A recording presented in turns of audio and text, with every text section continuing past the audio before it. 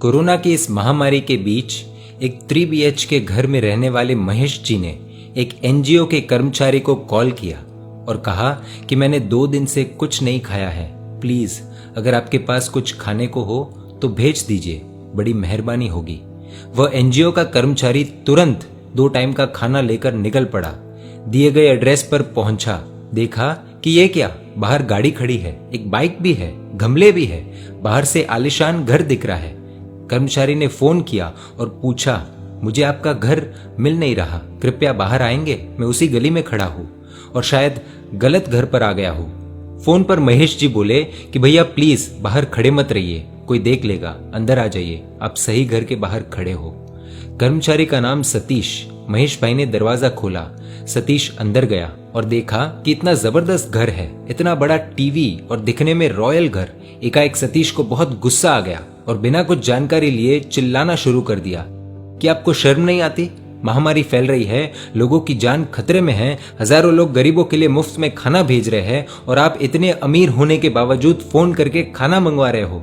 आपको जरा सी भी शर्म नहीं आई कि आप एक गरीब के लिए बना खाना मंगवा रहे हो, वो गरीब जिसके पास आज कोई काम नहीं है और ना ही घर में पैसा। महेश भाई बोले, बेटा मैं तुम्हारे बाप की उम्र का हूँ, मेरी बात सुनो।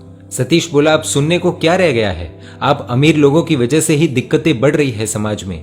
महेश भाई बोले, बेटा ऐसा नहीं है, ये घर जो तुम देख रहे हो वो हमारा नहीं है, हमने रेंट पर लिया था। सतीश बोला, मुझे ये सब नहीं जानना, ये बताइए ये खाना क्यों मंगवाया? रेंट देने के पैसे हैं और खाने के नहीं, क्या मजाक करते हो आप? महेश भाई बोले, देखो बेटा, हम 4 लोगों का परिवार है, मैं, मेरा बेटा, बहू और पोता। पत्नी कुछ साल पहले ही शांत हो गई थी। गर्मी की छुट्टियां चल रही है, इसीलिए बेटा बहू को मायके छोड़ने गया था और लॉकडाउन घोषित हुआ तो वो वही अटक गया। लॉकडाउन को 1 महीना हो गया है, मेरे पास जितने पैसे थे वो सब खर्च हो गए। बेटे से कहा था इतने बड़े घर की जरूरत नहीं है, लेकिन मेरी बात नहीं सुनी। बहू से हमेशा कहता रहा कि हमारे पूर्वज तो 4 से 6 महीने के गेहूं, दाल आदि सामग्री घर पर रखते थे, तुम भी स्टोर कर लिया करो, भविष्य में कभी ना कभी काम आएगा और सस्ता भी पड़ता है, बचत भी होती है। लेकिन बहू मॉडर्न विचारों वाली थी, उसे गेहूं पीसने पसंद नहीं, इसलिए बाजार से रेडीमेड आटा ले आती और खाना बनाती। महीने में 15 दिन तो बाहर से ही खाना आता था। बेटा हमेशा से बेटे को कहा कि घर पर कुछ पैसे नकद हमेशा रखने चाहिए, लेकिन मेरी एक न सुनी। इन्वेस्टमेंट के नाम पर सारे पैसे इधर उधर दे दिए, आज घर की तिजोरी खाली है। बेटे को कहा था कि बाइक है तो कार की क्या जरूरत है, लेकिन बेटा नहीं माना, EMI पर कार खरीद ली। पोते को साधारण स्कूल में डालने को कहा तो बेटे और बहू ने हंगामा खड़ा कर दिया। एजुकेशन लोन लेकर बड़ी स्कूल में डाला। हर महीने जब पैसे भरने की बारी आती है तो घर में हंगामा खड़ा हो जाता है। रेंट भरे, किश्त भरे या ब्याज भरे, और सब भरने के बाद बचत नाम की कोई चीज नहीं। शॉपिंग के नाम पर क्रेडिट कार्ड से अनगिनत कपड़े खरीदे, और जब पैसे भरने की बारी आती है तो घर में फिर हंगामा होता है। जब हम छोटे थे, गाँव में थे, खेती करते, 2 वक्त का खाना आराम से मिल जाता, परिवार के साथ वक्त बिताते, रोज माँ हमें खाना खिलाती, सिर्फ 4 जोड़ी कपड़े हुआ करते थे, छोटा सा घर था, खुश थे। आज इस शहर में इतना बड़ा घर है, लेकिन सर पर इतना बोझ है कि अब पछतावा हो रहा है कि गांव छोड़कर क्यों आए हम, और आए तो क्या लेने आए, ये दुखों का पहाड़। दिखावे वाली दुनिया में नकाब हटाओ तो हर मिडिल क्लास आदमी दुखी है, वो अपने तरीके से जी नहीं पाता। स्टेटस के नाम पर समाज ने इतना बोझ सर पर डाल दिया है। बेटा मेरी एक न सुनी, मैं इधर इतने बड़े घर में अकेला हूँ।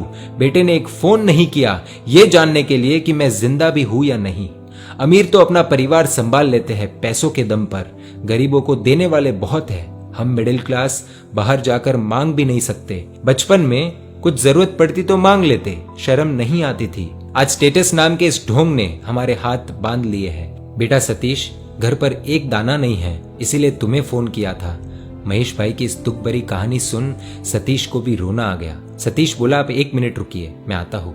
सतीश को अपने NGO से घर ले जाने के लिए कुछ राशन मिला था, वो पैकेट गाड़ी की डिक्की से निकालकर महेश भाई के हाथों में थमा दिया। महेश भाई की ऐसी स्थिति थी कि मना भी नहीं बोल पाए। सतीश बोला, यदि आपको बुरा न लगे तो एक बात कहूं, जिस समाज के लिए आप जी रहे हो वो समाज आपकी मदद करने नहीं आ रहा। शर्म के पर्दे ने न जाने कितनों के हाथ बांध लिए हैं, और क्या पता आपके अड़ोस पड़ोस में कोई और आपके जैसा होगा तो। दोस्तों, भारतीय संस्कृति जैसी कोई संस्कृति नहीं। यह काल्पनिक कहानी कई परिवारों की हकीकत भी हो सकती है। यदि आपकी भी ऐसी स्थिति है तो खुलकर अपने अड़ोस पड़ोस में मदद मांगिए, और यदि आपके आसपास कोई ऐसा है तो उनकी मदद कीजिए। इस कहानी से क्या सीख मिली कमेंट कर हमें बताएं, और सब मिडिल क्लास लोगों तक इस कहानी को पहुंचाने के लिए इस वीडियो को शेयर कीजिए, और ऐसी कहानियों के लिए emotional video stories page like कर दीजिए।